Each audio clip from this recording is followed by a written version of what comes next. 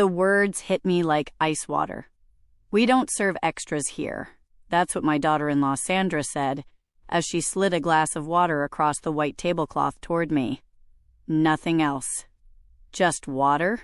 Meanwhile, her entire family was about to feast on king crab legs, the expensive kind that cost $70 a plate, glistening under the soft restaurant lighting with drawn butter pooled in small crystal dishes. She didn't even try to hide what she was doing. She did it right there in front of everyone, wearing that practiced smile she always wore when she wanted to cut someone down without appearing to be the villain. And somehow, that wasn't even the worst part. The worst part was watching my son David give a small nod, as if what she'd just said made perfect sense, as if it were completely reasonable. "You need to understand your position, Mom," he added, still not meeting my eyes. I sat there in silence, not because words failed me. I had plenty of words, believe me, but something deeper told me to hold them back, to watch, to wait, so I simply smiled slightly and said in a level voice, "Understood." Sandra blinked, clearly caught off guard. I think she'd been expecting tears or apologies or maybe a scene, but I gave her nothing except that single word, "Understood."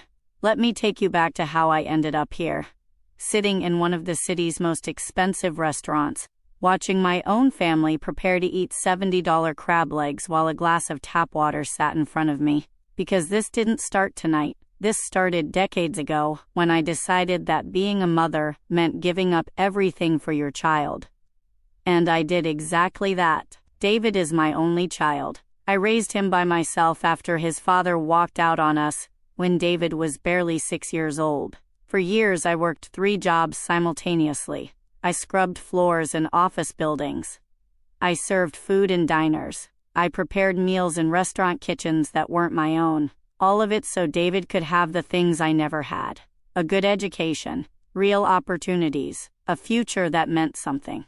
I paid for every semester of his college education, every textbook, every late-night coffee while he studied with his friends. I supported him when he changed his major not once but twice. I supported him when he met Sandra and told me she was his soulmate. I even supported him when she started looking at me like I was some kind of obstacle to her perfect upper-class life. I never asked for anything back. Well, that's not completely honest. I asked for respect. I asked to be treated like his mother, not like hired help who'd outlived her usefulness. But, apparently, that was asking too much. The invitation came about a week ago. David actually called me, which was unusual since lately he only sent brief, emotionless text messages. The kind that said everything okay, or can't talk now. His voice sounded strangely warm when he said he and Sandra wanted to take me to dinner. "To reconnect," he said. "We feel like there's been distance between us, Mom. We want to fix that." How foolish I was to believe him. I wore the nicest thing in my closet, a light gray dress. Simple but elegant. Nothing showy. I've never been someone who needs attention. I did my hair carefully, put on a bit of makeup. I wanted to look good for my son, to show him that even at 66 years old, I was still his mother, still the woman who'd sacrificed everything for him. When I arrived at the restaurant, they were already seated. David, Sandra, and to my surprise, her parents were there too. 4 people waiting for me at a table clearly set for 5. They greeted me with air kisses that didn't quite touch skin. Sandra smelled like expensive perfume, the kind that cost $200 an ounce. She wore a flawless cream-colored dress and jewelry that sparkled so intensely it almost hurt to look at. "You're late, Evelyn," she said, glancing at her gold watch. She called me Evelyn, not Mom, never Mom, just Evelyn, as if we were peers, as if there were no family connection between us at all. "The traffic was terrible," I replied, taking the only empty seat, tucked in the corner almost as if they'd wanted me out of sight. The restaurant was breathtaking. Soaring ceilings, crystal chandeliers, spotless white linens. The kind of establishment where a single dish costs what some people earn in an entire week. I recognized several of the other diners, business executives, local politicians, people with serious money. I found myself wondering how David could afford this place. As far as I knew, his position at the consulting firm paid well, but not this well. The server approached with menus. Sleek black leather menus with no prices printed inside, which is always the first sign that everything costs a fortune. Sandra didn't even glance at hers. She snapped her fingers. Actually snapped her fingers like summoning a servant and said, 5 orders of the king crab, the large portions, and a bottle of your finest Chardonnay. 4 orders, David corrected her quietly, his eyes flickering toward me. Sandra looked at him, confused, then followed his gaze to where I sat. Then she smiled, that particular smile, the one she uses right before she twists the knife. Oh right, she said, as if she'd just remembered I existed. She turned back to the server and said, raising her voice just enough to sound casual while making sure everyone nearby could hear, "We don't serve extras here, just water for her." The server blinked, visibly uncomfortable. He looked at me, clearly expecting me to place my own order. But before I could open my mouth, David spoke up. "Mom already ate before coming, didn't you?" His tone was gentle, but unmistakably firm. It wasn't a question. It was a command disguised as concern. I felt something crack inside me, not dramatically. There was no soundtrack, no slow-motion moment. Just a quiet fracture somewhere deep in my chest where hope used to live. "That's right," I said finally. "Just water is fine." Sandra smiled, satisfied, and settled back in her chair. The server nodded and left quickly, probably grateful to escape the tension. Sandra's parents seemed completely oblivious to what had just happened. They were too busy admiring the restaurant, commenting on how exclusive everything was, how refined. And that's how the dinner started. Well, their dinner. I just had my glass of water. Clear, cold, silent. Just like I was apparently supposed to be. The crab legs arrived about 10 minutes later. 4 massive plates, steaming, with that aroma of butter and herbs filling our entire section of the restaurant. The server placed them carefully in front of each person, Sandra, David, and her parents, who still hadn't said a single word to me since I'd arrived. Not hello, not how have you been, nothing at all. It was as if I were invisible. Or worse, as if I were simply part of the furniture. Sandra was first to crack open her crab leg. The sound echoed in the awkward silence that had settled over our table. She extracted a generous piece of white meat, dipped it in melted butter, and brought it to her mouth with exaggerated slowness. She actually closed her eyes as if experiencing something transcendent. Everything about Sandra was always so theatrical. "Divine," she murmured, delicately touching the corners of her mouth with her napkin. "Absolutely divine. This restaurant never fails to deliver." Her mother nodded with enthusiasm. "It really is the finest restaurant in the entire city. So exclusive, so refined." David started eating too, though I noticed he was avoiding looking at me. His eyes stayed fixed on his plate, focused on breaking apart the crab as if it were the most crucial task in the world. Coward. My son, the man I'd raised to be strong, to stand up for what was right, had become a coward. I remained seated, hands folded in my lap, observing everything. My glass of water sat there, still untouched. I didn't even feel thirsty. This wasn't about thirst. This was about dignity. And in that moment, I felt like they'd stripped every last shred of it from me. Sandra's father, a heavy man with a gray mustache and an air of unearned superiority, finally spoke. "David, your mother is awfully quiet. Has she always been this way?" He spoke about me as if I weren't sitting right there, as if I were a subject for discussion rather than a real person less than 3 feet away. David swallowed before answering. "Mom's always been simple. Humble, you know. She comes from a different generation." "Humble," Sandra repeated, and there was something venomous in how she pronounced it. "Yes. Definitely humble." I wanted to speak. I wanted to tell them that humble didn't mean worthless, that simple wasn't the same as stupid. But I held back because something inside told me to wait, to observe, to let them keep digging their own graves deeper. Sandra's mother poured herself more wine. The bottle was already half empty. "These must be such difficult times for people your age, Evelyn. With no steady income, Insufficient savings. It's unfortunate the older generation didn't know how to plan better for their futures. There it was, the first direct attack, disguised as concern, but an attack nonetheless, suggesting I was a burden, that I was poor, that I'd accomplished nothing with my life. Mom gets by fine, David said, but his tone was weak, defensive, as if he didn't really believe his own words. Of course, Sandra replied quickly, though her smile said otherwise. We all do what we can with what we have. Although, well, some of us have more than others, don't we? Silence. A silence so thick, you could have cut it with one of their seafood forks. Nobody defended me. Nobody said, hey, that was inappropriate. Nobody. Sandra continued eating, now with even more enthusiasm. Between bites, she launched into talking about her life, her achievements, everything she'd accomplished, as if she needed to constantly highlight the gap between herself and me.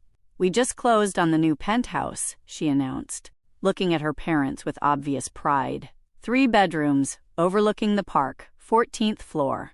It cost $500,000, but David and I decided it was worth the investment. Her father raised his glass, a toast to that. To success. To the future. Everyone raised their glasses except me, naturally. I didn't have a glass, just my water, which now seemed to mock me with its transparency. And the best part, Sandra continued, is that we'll finally have the space we've always wanted. No interruptions, no unexpected visitors, no worrying about accommodating people who just show up unannounced. She looked directly at me when she said this. Directly into my eyes. She wanted me to know she was talking about me, telling me without saying it explicitly that I was no longer welcome in their lives. David coughed uncomfortably. Sandra, I don't think that's necessary. Necessary? What's necessary? She interrupted him with that false sweetness she'd perfected. I'm just sharing our good news. Is there some problem with that? No problem, he replied, looking down again. And that's when I truly understood. My son wasn't just a coward. He was complicit. He'd chosen his side long ago, and that side didn't include me. The server returned to clear away some empty plates. He glanced at me as if wondering why I was still sitting there with nothing in front of me but water. I almost felt sorry for him. He'd probably witnessed 1,000 uncomfortable family dinners in this restaurant, but this one had to rank near the top. Would anyone care for dessert? He asked in his professional voice. Absolutely, Sandra replied immediately. Bring your signature dessert platter. For 4. Again, 4. Not 5. 4. The server nodded and retreated. I remained there like a shadow, like someone who'd been erased from the equation but who, for some cruel reason, still occupied physical space at the table. Sandra's mother leaned forward, studying me with a mixture of curiosity and condescension. Evelyn, dear, what do you do for work currently? Or have you already retired? It was a trap. I recognized it immediately. If I said I was retired, it would confirm their story, that I was an old woman with no purpose, no value. If I said I worked, they'd probably ridicule whatever type of work I did. But before I could formulate an answer, Sandra spoke for me. Evelyn has done a bit of everything over the years. Cleaning, cooking, that sort of thing. Honest work, of course. Nothing to feel ashamed about. The way she said honest work sounded like the exact opposite. It dripped with contempt, with superiority, with an unspoken, thank God I never had to lower myself to that level. Admirable, Sandra's father said, though his tone was purely condescending. Hard work should always be respected, though naturally, we made certain Sandra had every advantage so she wouldn't have to experience that kind of struggle. I nodded slowly, said nothing, just nodded, because every word coming from their mouths was another reason to wait, to let them continue talking, to let them feel secure on their pedestal of superiority. David finally looked at me. For just a moment, I saw something flash in his eyes. Guilt, perhaps? Shame? I couldn't be certain, and whatever it was disappeared as quickly as it had appeared. Mom, he said softly, are you all right? You're being very quiet. I'm perfectly fine, I replied calmly. I'm simply observing. Sandra let out a short laugh. Observing? How interesting. She turned to her mother. See? I told you she was the quiet type. The desserts arrived moments later. 4 plates of crème brûlée with edible gold leaf scattered across the top. Because naturally, even dessert had to be ostentatious, had to make a statement. While they devoured their desserts, I remained motionless. My untouched glass of water now surrounded by condensation that had formed a small puddle on the tablecloth. I watched the droplets slide down the glass slowly, like tears I refused to shed. I wouldn't give them that satisfaction. Sandra wiped her mouth delicately with her napkin and sighed with contentment. This is absolutely my favorite restaurant in the city. The quality is simply unmatched. Of course, it's not within everyone's budget. Another jab. Another cut disguised as casual conversation. I wondered how many more would come before this torture finally ended. Her father ordered a cognac. David ordered scotch. The women ordered another bottle of wine. I remained with my water. Nobody offered me anything else. Nobody asked if I'd like at least a coffee. It was as if they'd collectively decided I didn't even deserve basic courtesy. David, Sandra's father said, lighting a cigar the server had brought him, your wife mentioned you're being considered for that promotion at the firm. That would mean significantly more responsibility, correct? My son nodded, straightening slightly in his chair. Yes, sir. Regional director. An increase of roughly $45,000 annually. Impressive, the man replied, exhaling smoke slowly. That's what happens when you marry wisely. The right connections open the right doors. My brother-in-law is a senior partner at your firm, you know. One word from me, and that position is yours. There it was. The truth behind David's success laid bare. It wasn't his talent. It wasn't his hard work. It was Sandra's last name. Her family's connections. Everything I'd worked and sacrificed to give him, all those years of struggle so he could reach this point, had been overshadowed by a convenient marriage. We're extremely grateful, Sandra said, taking David's hand on the table. Family is everything. Knowing how to surround yourself with the right people makes all the difference. She looked directly at me when she said it. The message couldn't have been clearer. I was not the right person. I was the past, the embarrassment. She was the future. Sandra's mother joined the conversation. It's also essential to establish boundaries, especially when there are people who can become burdens. We can't allow misplaced sentimentality to prevent us from moving forward. Exactly, Sandra agreed, squeezing David's hand. That's why we've made some decisions, necessary changes for our well-being, and for Emma's sake. Emma, my 5-year-old granddaughter, the little girl I'd watched twice a week when they needed time to themselves, the child who called me Nana Evelyn, and drew pictures for me with crayons. Were they going to take her away from me too? What kind of changes? I asked. It was the first time I'd spoken in nearly 20 minutes. Sandra looked at me with apparent surprise, as if she'd forgotten I could speak at all. Well, Evelyn, since you're asking directly, we've decided it's better for Emma to spend her time with people who can provide real value to her life. Quality education. Enriching experiences. Things that, well, some people simply cannot offer. I felt the blade twist deeper. She was telling me I wasn't good enough for my own granddaughter. That my love, my time, my bedtime stories were worthless compared to what they considered valuable. David said nothing, just drank his scotch, avoiding my gaze entirely. I see, I said simply, keeping my voice level and neutral. Is there anything else I should know? Sandra exchanged a meaningful look with her parents. There was something else, obviously. This dinner had never been about reconciliation. It had been a planned execution. Actually, she began, playing with her wine glass, we need to discuss expectations. David and I have built a life of a certain caliber. A life that requires maintaining certain standards. And frankly, Evelyn, some of your appearances have been somewhat embarrassing. Embarrassing? I repeated, feeling rage begin to simmer beneath my skin, though my face remained serene. "Please don't take this the wrong way," her mother interjected with that artificial sweetness that so resembled her daughter's. "It's just that when you attended Emma's birthday party last month wearing that dated dress and bringing that supermarket cake, well, it created a certain impression with our guests." The dated dress. The supermarket cake. I'd worked 2 extra shifts to afford that cake because I knew Emma loved chocolate and strawberries. I'd worn my best dress, the same gray one I was wearing tonight, because it was the only decent thing I owned. And still, it hadn't been enough for them. "Several guests asked who you were," Sandra continued.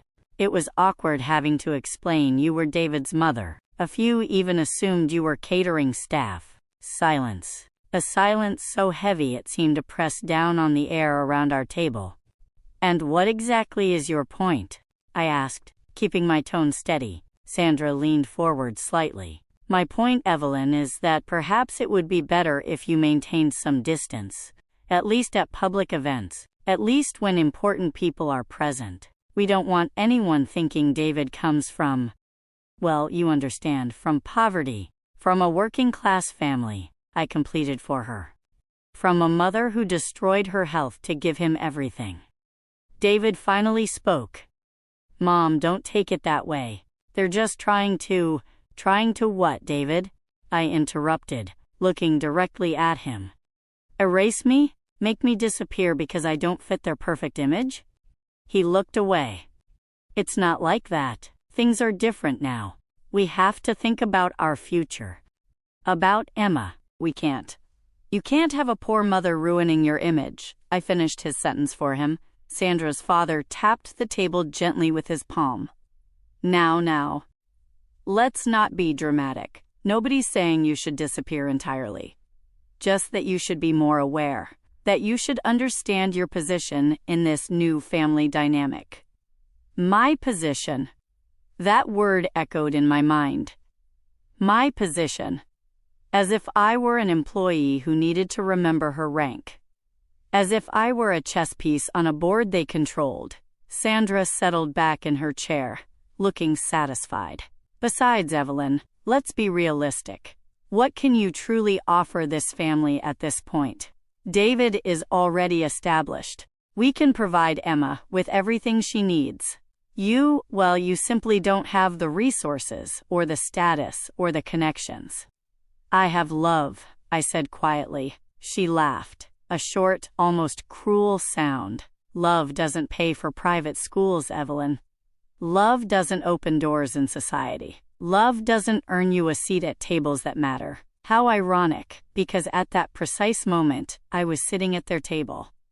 But I had no place there, no plate, no voice, just a glass of water, and an infinite amount of humiliation being served as if it were part of the evening's menu. The server approached again, this time with the check. He placed it discreetly near David, in a leather portfolio. My son opened it, glanced at the total, and pulled out his credit card without hesitation. $820, he muttered. Reasonable for 5 people. 5 people. They'd counted my spot in the bill, even though I hadn't consumed anything except water. They'd literally paid for my humiliation, for my empty place, for my silence. David signed the receipt and tucked his card away. Sandra touched up her lipstick using a compact mirror from her designer handbag. Her parents were discussing a European vacation they were planning for next month. Everything was so normal for them, so ordinary, as if they'd simply enjoyed a pleasant dinner, rather than conducting a session of psychological torture. I remained still, hands folded in my lap, observing every detail, every gesture, every word, storing it all in my memory as evidence of this moment, this night that would change absolutely everything. "Well," Sandra said, standing and smoothing her dress, "I think we should go. We have an early meeting tomorrow. The interior designer is coming at 9. Everyone began standing. David helped his mother-in-law with her coat. Sandra's father left a generous tip on the table, $40 in cash, as if demonstrating his magnanimity even toward service staff. I stayed seated. Didn't move. Something in me refused to stand just yet. as if standing up would mean accepting everything that had happened, would mean validating their behavior. "Mom," David said, looking at me with impatience.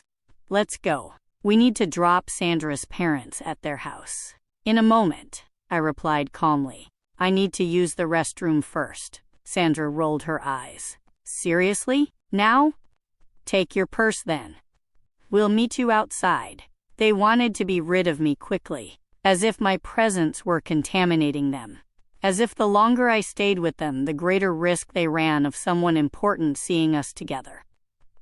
I stood slowly, picked up my simple fabric purse, and walked toward the restrooms. I felt their eyes on my back. They probably thought I was pathetic. An old, humiliated, defeated woman escaping to the bathroom to cry privately. But I didn't go to the bathroom. I walked down the long corridor that led toward the kitchen. It was a route I knew intimately, because I'd walked this hallway hundreds of times over the past 12 years. Ever since I'd purchased this establishment. Yes, this restaurant was mine. Every table, every crystal chandelier, every painting on the walls belonged to me. The business I'd built from nothing after years of grueling work, careful savings, and intelligent investments. The restaurant that had made me a successful entrepreneur, though nobody in my family knew, because I'd deliberately kept it secret. David knew I worked in restaurants, but he'd always assumed it was as a server or kitchen worker. I'd never corrected that assumption, never told him the truth, never mentioned I owned 3 establishments across the city, including this one, the most prestigious of them all. Never spoke about my bank account with over $2.3 million. Never mentioned the commercial properties I owned. Why? Because I'd wanted to see who my son truly was, who he'd become without the influence of my money. And tonight, I'd finally received my answer. I entered the kitchen. The heat hit me immediately. The sounds of pans sizzling, knives striking cutting boards, orders being called out in Spanish and French. My kitchen, my domain. Marcus, my executive chef and general manager, spotted me entering.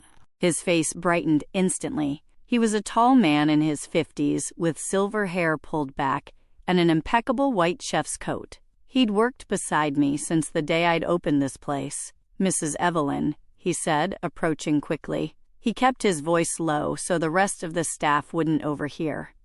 "I saw you at table 14. I was going to come say hello, but I could tell something wasn't right. Is everything all right?" I smiled, a small but genuine smile, the first authentic one all evening. "Marcus, everything is perfectly fine. Better than you could possibly imagine." He looked confused. "But I watched you sitting there with no food, just water, and those people with you, they're family, aren't they?" "My son and his wife," I confirmed. "And tonight they've given me the most valuable gift they could have possibly given me." "What gift?" he asked. "Clarity." Marcus didn't understand, but he nodded respectfully. In 12 years, he'd never questioned my decisions, and he wasn't about to start now. "What do you need from me?" he asked. "In a few minutes, I'm going to return to that table. When I do, I want you to come out of the kitchen. I want you to approach me in front of all of them. And I want you to address me the way you always do." His eyes lit with understanding. "Mrs. Evelyn, the owner." "Exactly." A smile spread across his face. Marcus had met David once, years ago, when my son had briefly visited me at work. It had been awkward and short. David had looked at the restaurant with something like embarrassment, as if it mortified him that his mother worked there.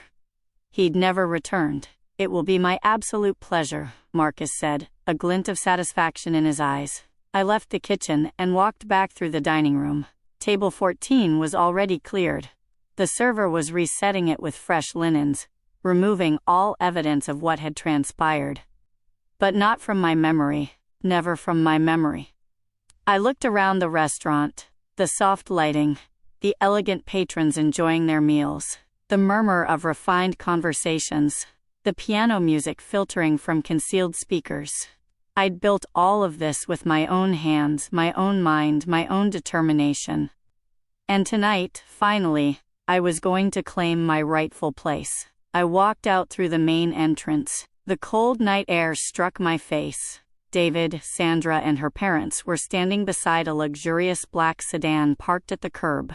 The valet had brought their vehicle, and Sandra was giving him instructions about something. They saw me emerge, and David raised his hand in a brief wave. "Well, Mom, thanks for coming tonight." "It was educational. Very educational," Sandra agreed, that artificial smile fixed on her face. "I hope you understood everything we discussed, that you've understood your position clearly." "Oh, I understood perfectly," I replied, remaining calm. "The question is, do you understand yours?" Sandra frowned. "Excuse me." "Nothing," I said, smiling slightly. "Just thinking aloud." Sandra's father opened the car door.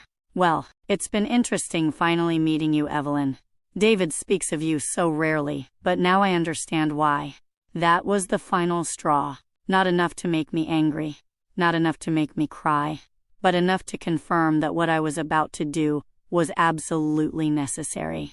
"Before you leave," I said, stopping them, "there's something I forgot to mention." David sighed with impatience. "Mom, it's late. Whatever it is can wait." "No," I replied firmly.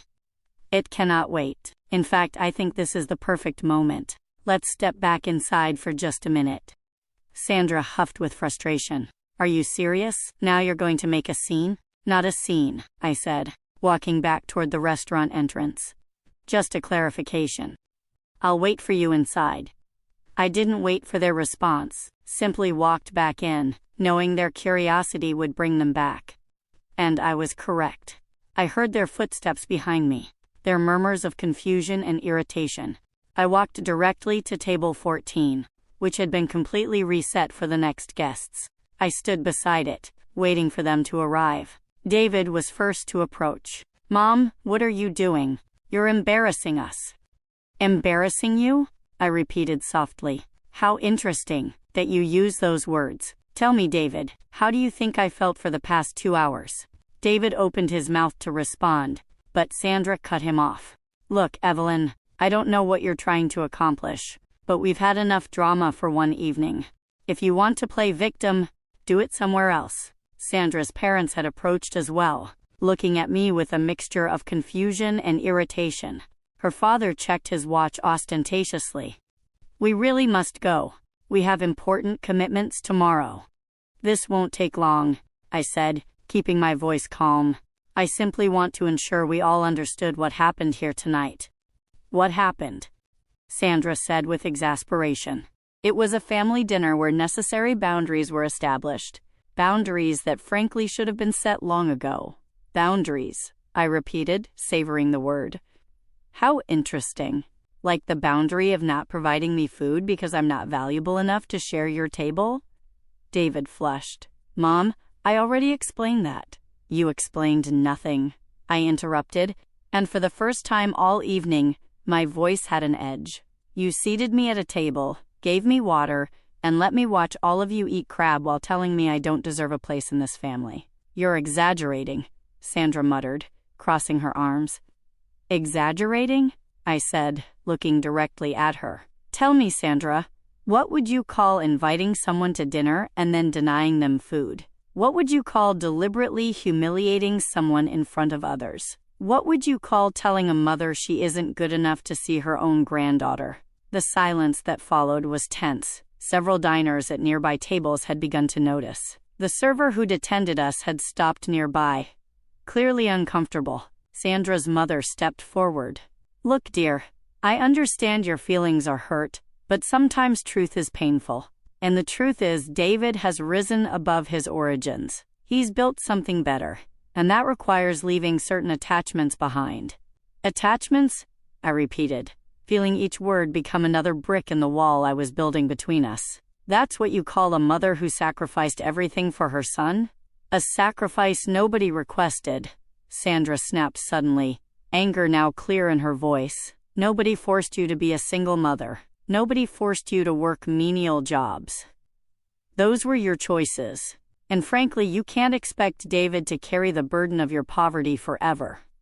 There it was, the unfiltered truth, raw and brutal. David said nothing. Didn't defend me. just stared at the floor like a child waiting for a storm to pass. I understand, I said finally. So let me ask you something. How did you enjoy this restaurant? The question caught them off guard. Sandra frowned. What? The restaurant, I repeated, making a sweeping gesture. Did you like it? Did you find the quality satisfactory? Exclusive enough for your standards? Sandra exchanged a confused look with David. It's excellent, obviously. It's one of the finest in the city. Why are you asking? Just curious, I replied. Because earlier you said I'd only worked menial jobs. Cleaning, cooking, that sort of thing. And you're correct. I worked cleaning houses for years. I worked in kitchens for even more years. What's your point? Sandra's father asked, losing patience. My point is that I did indeed work in kitchens, I continued, including the kitchen of this very restaurant. In fact, I spent countless hours in that kitchen, developing menus, training staff, ensuring every dish that left was perfect. David looked up, confused. What are you talking about? I'm talking about my work, David. My menial job, as Sandra called it. I'm talking about the long hours I invested building something from nothing. Something that's apparently good enough for all of you. Sandra let out a nervous laugh. Evelyn, I don't think you understand. This restaurant is owned by... She stopped. Her expression changed. Wait. You work here? You're a cook here? I worked here, I corrected. But not as a cook.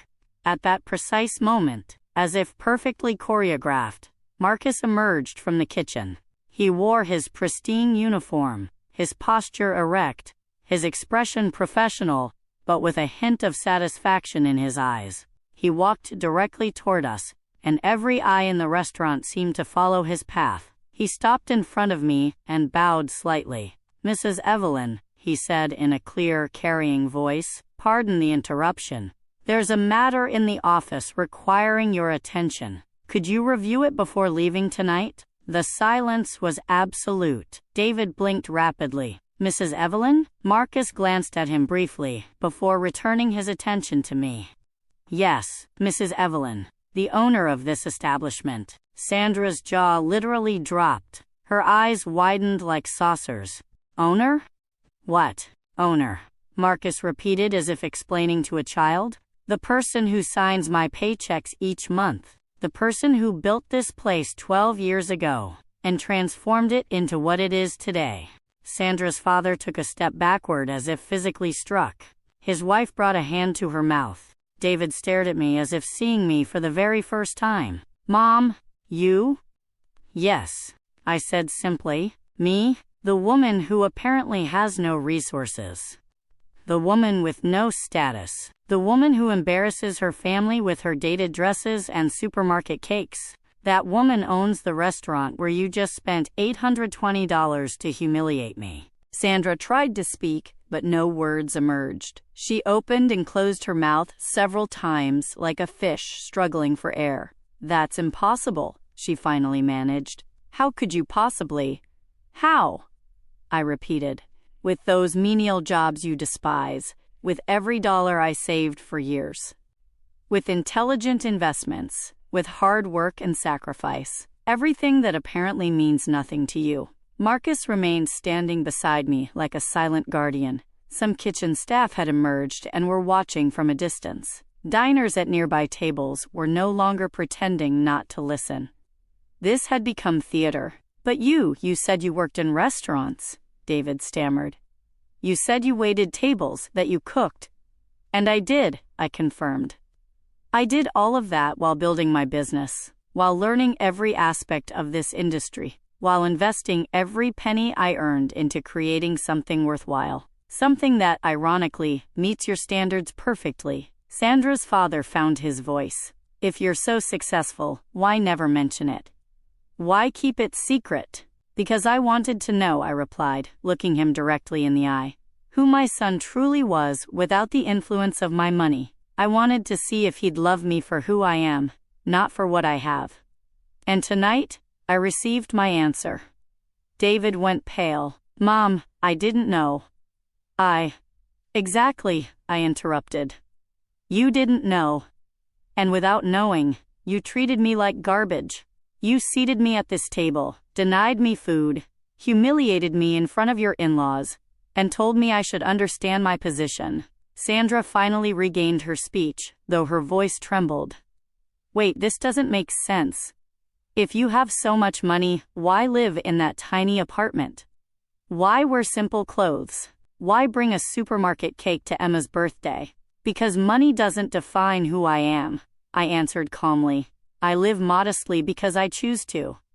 I wear simple clothes because they're comfortable. And I bought that cake because my granddaughter loves chocolate and strawberries, and it had the freshest fruit I could find. I don't need to prove my worth to anyone with designer labels or luxury vehicles. But you could have told us, David insisted, something desperate in his voice now. You could have told us about all this. Why? I asked, letting the question hang in the air. So you'd treat me well? So you'd respect me? Respect isn't purchased, David. It's earned. Or it should be given simply because I'm your mother. Marcus cleared his throat gently. Mrs. Evelyn, would you like me to call security? If these people are making you uncomfortable? That won't be necessary, Marcus, I said, touching his arm briefly. They're my family. Or at least, they were. Those final words landed like a physical blow. I saw the impact register on David's face, the tears beginning to form in his eyes. Mom, please, he said, taking a step toward me. I didn't know. We didn't know. If we'd known. If you'd known what? I interrupted. You would have treated me differently? You would have served me crab instead of water? You would have spoken to me with respect instead of contempt? That's precisely why I never told you. Because a son's love for his mother shouldn't depend on her bank balance. Sandra had gone pale, but there was something else in her expression now, something calculating. I could see the mental wheels turning, reassessing everything. Evelyn, she said, her entire tone transformed. I think there's been a terrible misunderstanding. We never meant to. No, I cut her off sharply. Don't do that. Don't try rewriting what happened 20 minutes ago. You said exactly what you meant. You did exactly what you intended. And now you must live with the consequences. Her father cleared his throat uncomfortably. Well, this is certainly unexpected. Sandra dear, perhaps we should discuss this privately. As a family. As a family, I repeated, unable to suppress a bitter laugh. 30 minutes ago you told me I wasn't family, that I was a burden. An embarrassment, that I should keep my distance. Sandra's mother tried to intervene with her artificial sweet voice. Evelyn dear, we all say things when we're tired or stressed. Surely you can forgive a small what? I interrupted. A small mistake? A small humiliation? You left me without food at a family dinner. Treated me as invisible. Told me I wasn't good enough for my own granddaughter. That isn't a small mistake. It's a revelation of character. The entire restaurant seemed to be holding its breath. Servers had stopped moving. Diners were pretending to study their plates but clearly listening to every word. This moment had become something larger than me. Larger than them. It had become a public lesson in dignity. David took another step toward me, tears now streaming down his face. Mom, please. You're right. Everything you said is true. I was a coward. I was cruel. I let Sandra treat you that way and did nothing to stop it. But I can change. We can fix this. Can you change? I asked softly. David, you're 33 years old. You're not a child.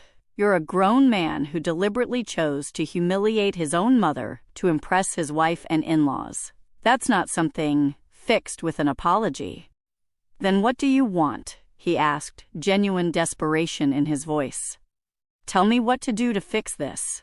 I looked at my son, at this man I'd raised with such love, such sacrifice. I saw the 6-year-old boy who'd cried in my arms after his father left. I saw the proud teenager on his high school graduation day. I saw the nervous young man at his wedding. And now I saw the man who'd betrayed me in the deepest possible way. I don't know if you can fix this, I said honestly. I don't know if I want you to. Sandra, recovering some composure, tried a different approach. Look, Evelyn. Obviously there was miscommunication.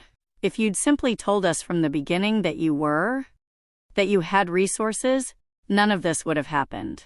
Exactly, I said, pointing at her. None of this would have happened if you'd known I have money. But it did happen because you thought I didn't, and that reveals everything you need to know about yourself. Her face flushed. You can't just... This is my restaurant, Sandra, I interrupted, my voice rising slightly. You came here. You sat at my table. You ate my food. You used my establishment as a stage to humiliate me. And now you have the audacity to tell me I'm out of line? Marcus stepped forward. Mrs. Evelyn, if I may suggest, perhaps it would be better to continue this in your office. The guests are becoming concerned. I looked around. He was right. Some diners looked uncomfortable, others fascinated. But this was a business. And business required certain decorum, regardless of how justified my anger. You're right, Marcus, I said. But there will be no conversation in my office. Everything that needed saying has been said. I turned back to David. I'm going to tell you something, son, and I want you to listen carefully, because it may be the last thing I say to you for a very long time. The money I have, the businesses I built, the properties I own, I created all of it thinking about your future, thinking about leaving you something when I'm gone, thinking about ensuring your daughter, my granddaughter, would have opportunities. David was sobbing openly now. Mom. But tonight you taught me something valuable, I continued. You taught me that giving money to someone who doesn't respect you isn't generosity. It's weakness. You taught me the real legacy isn't what you leave in a bank account, but the values you instill.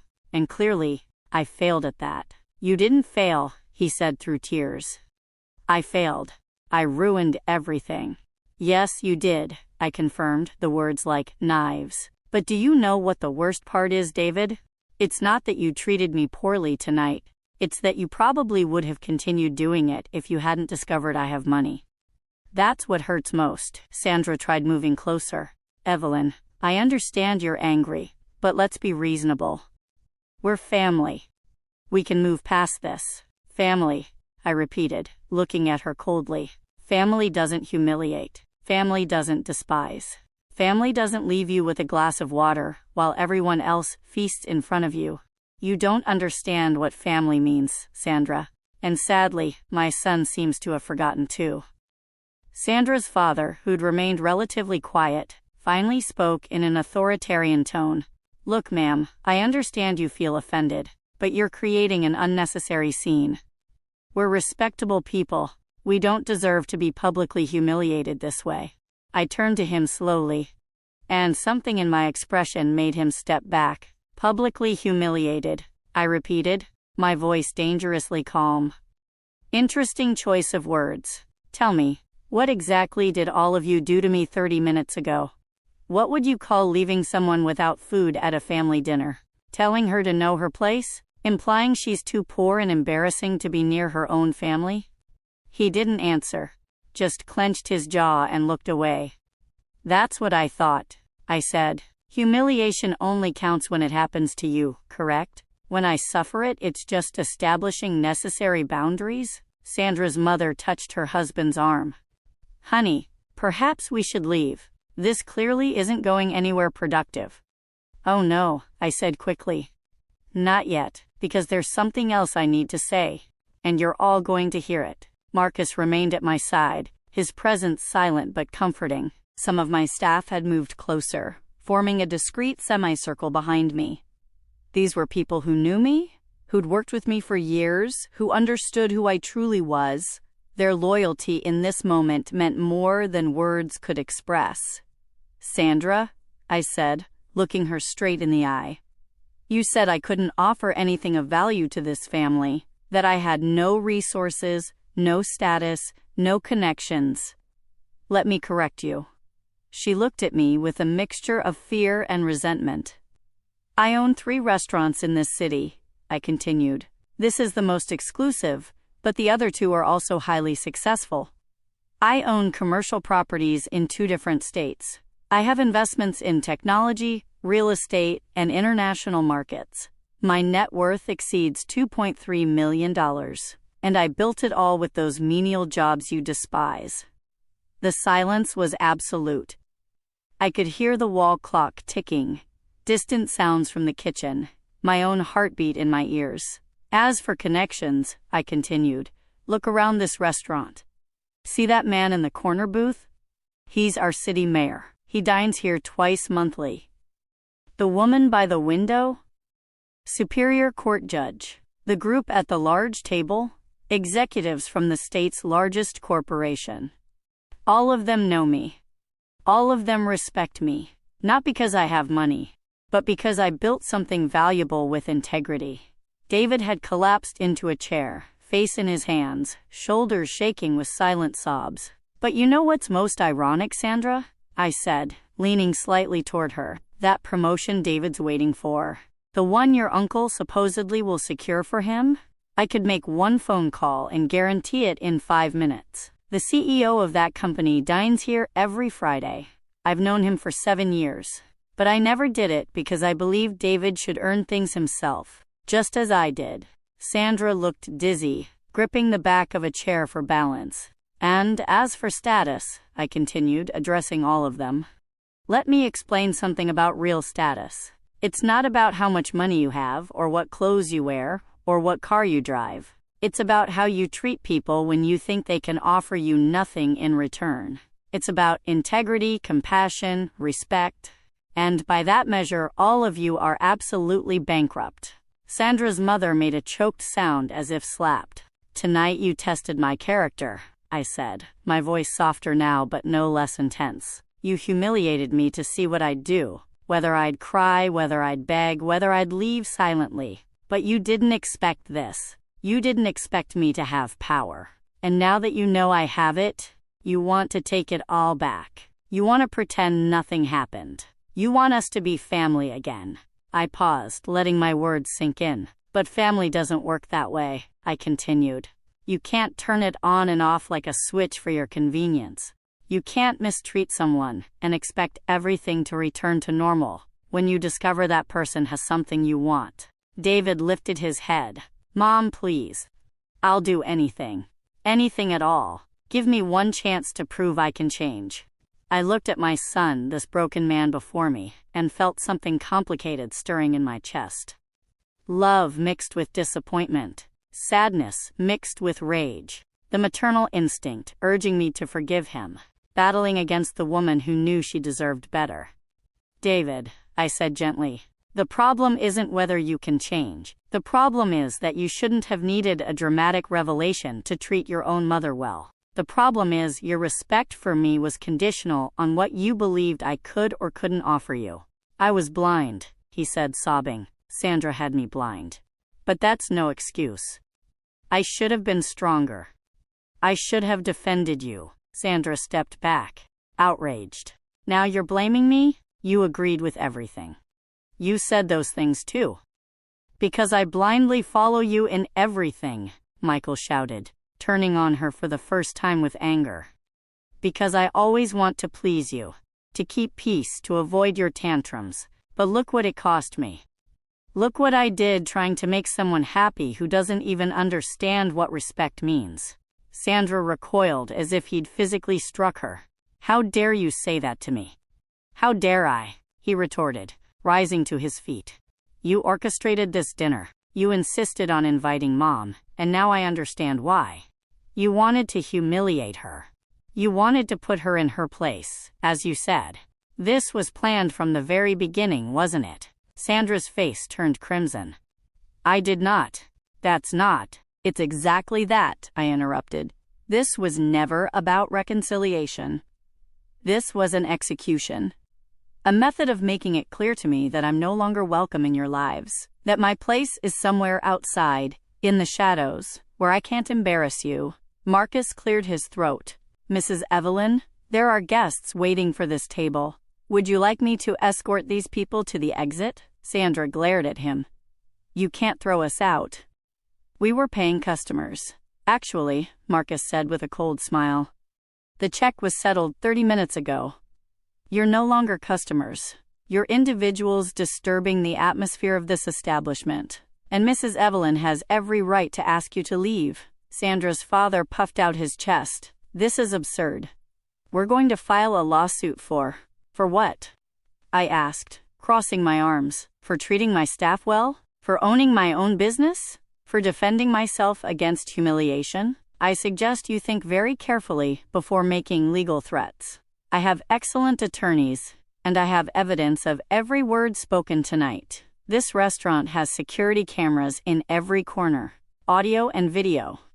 That silenced him effectively. Sandra turned even paler if that was possible. But don't worry, I continued. I have no intention of using that footage against you unless you force my hand. Unless you try to slander me or create problems for me, then yes, those recordings will become very public. And let me assure you, social media isn't kind to people who humiliate elderly mothers in public settings. You're not elderly, David muttered miserably. To them I was, I replied, gesturing toward Sandra's parents. To them I was the poor old woman who didn't even deserve a plate of food.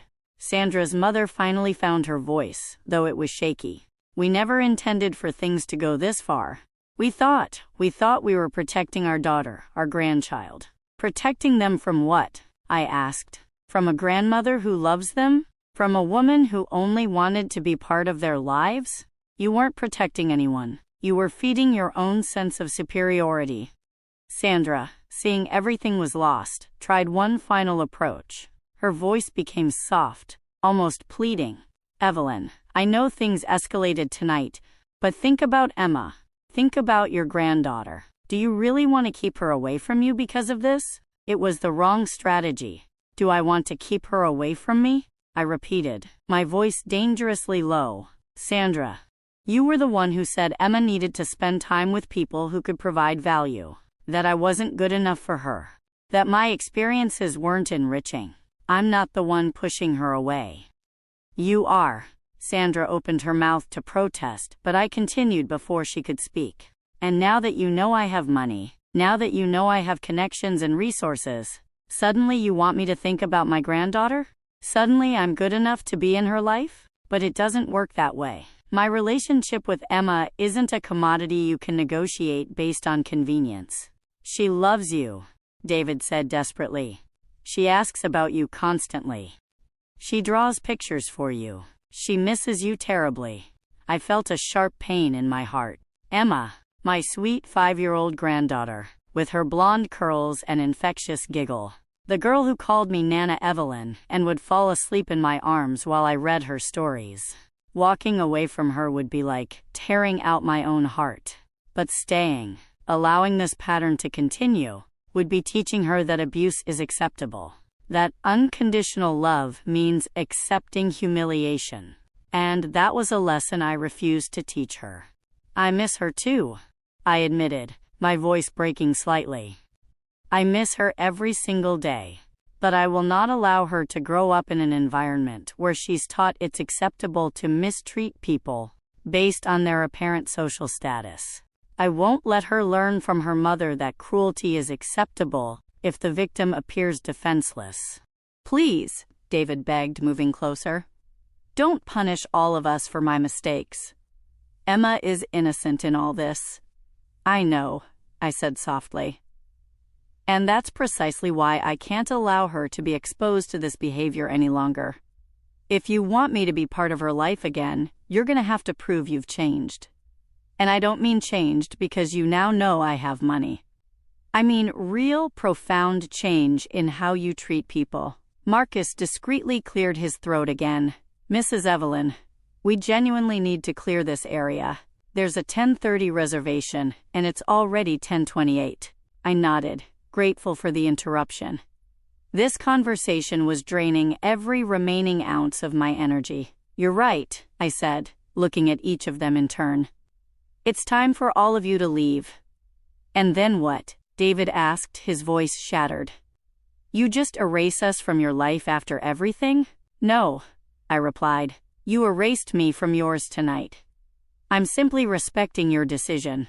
But we said terrible things because we didn't know, Sandra insisted, panic creeping into her voice. That you had money, I interrupted.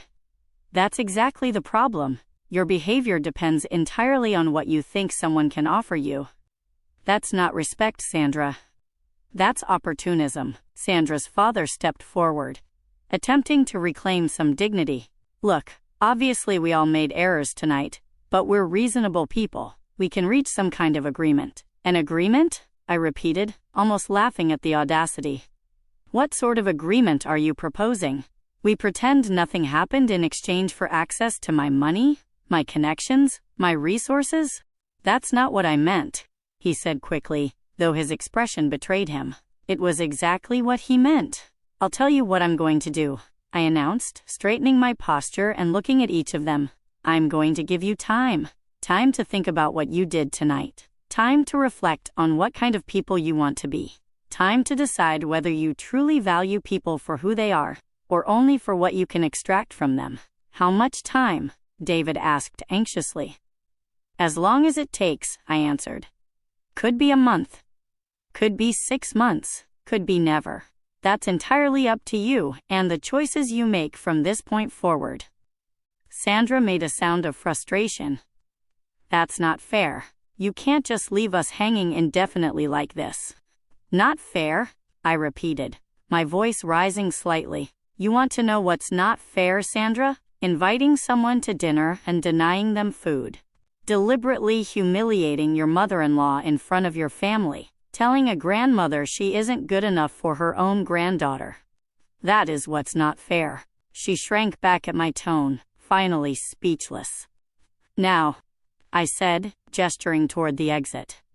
It's time for you to leave. Marcus will escort you to the door. Marcus stepped forward, professional but firm. This way, please. David made one final attempt. Mom, please. I love you. I've always loved you. I made a terrible, unforgivable mistake, but you have to believe me when I say I'm sorry, truly sorry.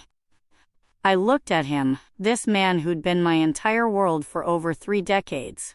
I saw the tears streaming down his face, the desperation in his expression. Part of me, that eternal maternal part, wanted to comfort him, wanted to embrace him, and tell him everything would eventually be okay.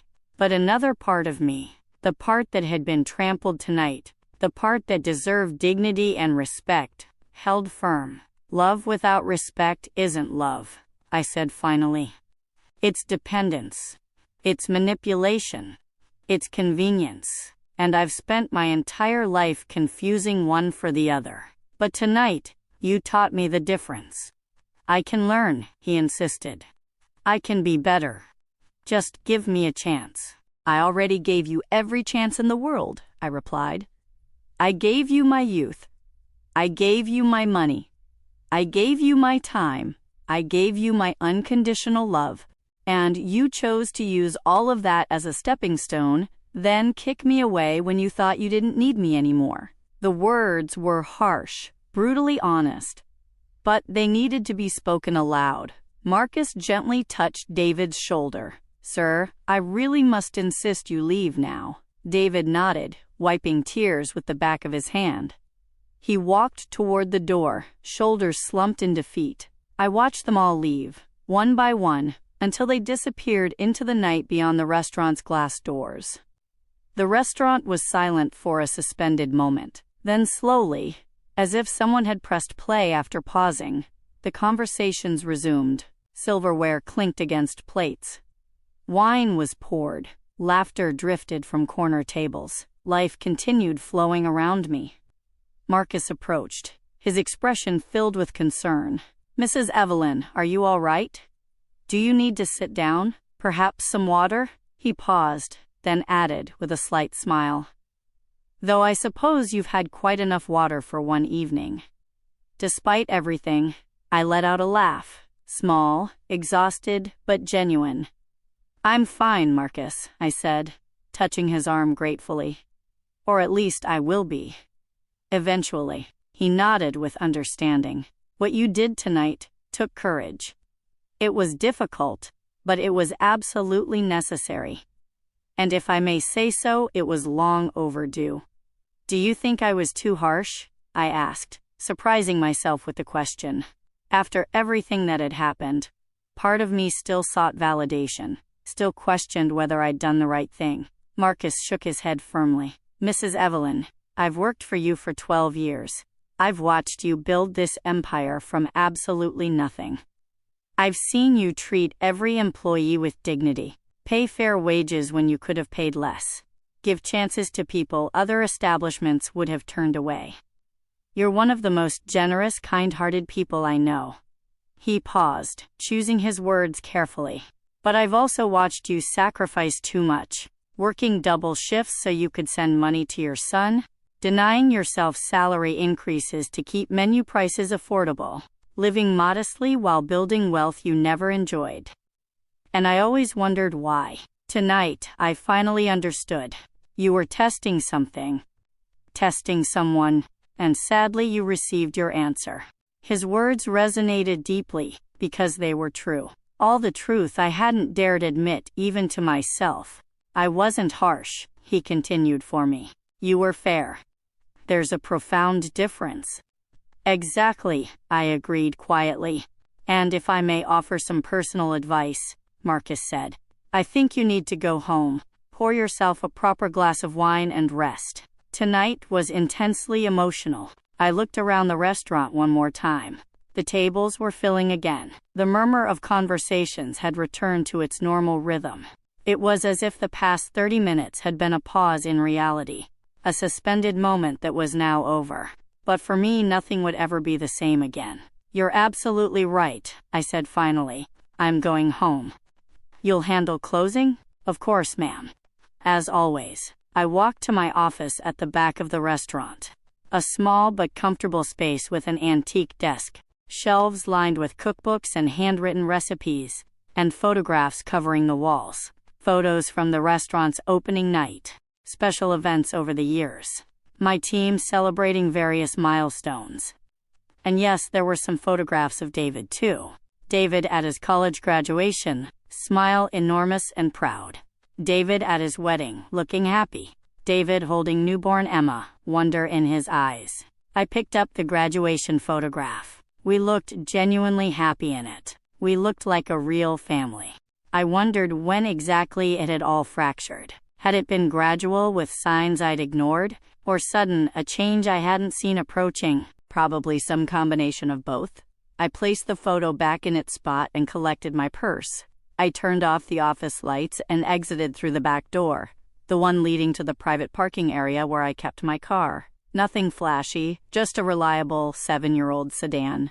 Another example of my choice to live modestly, despite having the means to do otherwise. The cold night air struck my face. I took a deep breath, letting it fill my lungs, somehow cleansing me.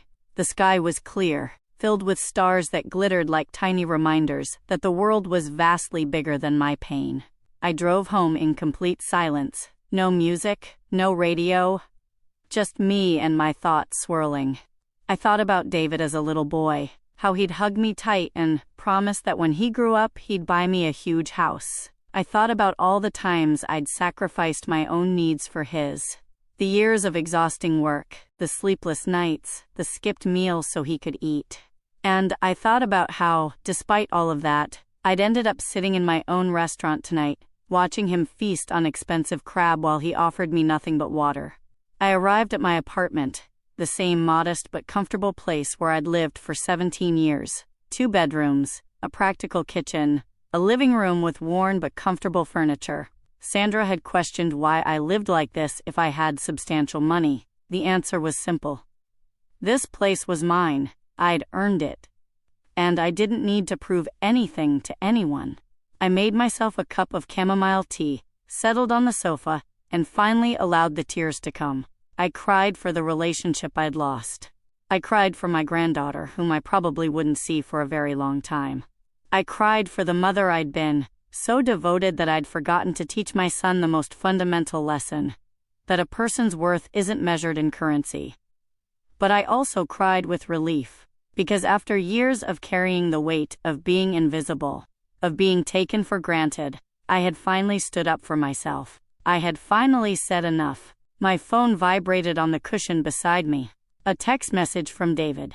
I stared at it for a long moment before opening it. Mom, I know you asked for space, but I need you to know I'm sorry. Truly, deeply sorry. Not because of your money, not because of your restaurants, but because I forgot who you were to me. I forgot everything you sacrificed. I forgot that you matter more than anyone else's opinion. I'm going to work on myself. I'm going to become better. And somehow, someday, I hope I can prove it to you. I love you more than anything. I read the message 3 times. The words sounded sincere, but words always sound sincere immediately after being caught.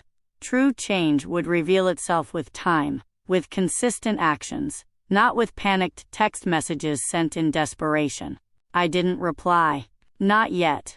Instead, I opened my photo gallery and scrolled until I found pictures of Emma, my sweet granddaughter, smiling in her yellow sundress at her last birthday party, holding the supermarket cake I'd brought, the one that had apparently caused such mortification. But in the photograph she looked radiant, joyful, loved. That was what truly mattered. Not the price of the cake, not the brand of the dress, but the love behind every gesture. And if tonight had taught me anything, it was this. Love without respect isn't enough. Sacrifice without acknowledgement isn't noble, it's self-destructive. And teaching people to walk over you doesn't make them better. It only makes you smaller. I leaned back into the sofa cushions, cradling my tea, and stared at the ceiling. I thought about the future. What would I do now? What would life look like without that toxic family dynamic consuming my energy? And for the first time in years, I felt something like hope stirring. Maybe I'd use more of my money on myself. That trip to Italy I'd always dreamed about. Those watercolor painting classes I'd been interested in. Maybe I'd renovate this apartment not to impress anyone, but because I deserved it. Maybe I'd invest more in my other restaurants, expand the business. Maybe I'd establish a foundation to help single mothers struggling as I once had. The possibilities stretched out before me, endless and inviting. And for the first time in a very long time, I felt like my life belonged to me again. My phone vibrated once more. Another message, this time from an unknown number. I opened it curiously. Mrs. Evelyn, this is Catherine Morrison from the restaurant tonight, table 9. My husband and I witnessed what happened with your family. I just wanted to tell you that what you did was extraordinary. The self-respect you demonstrated, the dignity with which you handled an impossible situation, was genuinely inspiring. We're regular customers, but after tonight, we're admirers. Thank you for reminding us that standing up for yourself isn't cruelty. It's self-love at its finest. I read the message twice, feeling warmth expand in my chest. A stranger, someone who owed me nothing, had taken the time to find my contact information and send encouragement. I replied simply, "Thank you. Your words mean more than you could possibly know." And it was absolute truth, because amid all the pain, all the confusion, all the loss, that one small message reminded me of something crucial. I had done the right thing. I finished my tea and went to my bedroom. I changed into comfortable pajamas, washed my face, and looked at myself in the bathroom mirror. I saw a 66-year-old woman, a woman with hard-earned lines around her eyes, with tired but still bright eyes, with gray hair I'd stopped coloring years ago. I saw a survivor, a fighter, a woman who'd built empires while others underestimated her. A woman who'd finally learned that her worth didn't depend on anyone else's validation or approval. "You know your place," I said to my reflection, remembering David's cruel words from earlier. "And your place is wherever you decide it should be." I climbed into bed, turned off the lamp, and closed my eyes.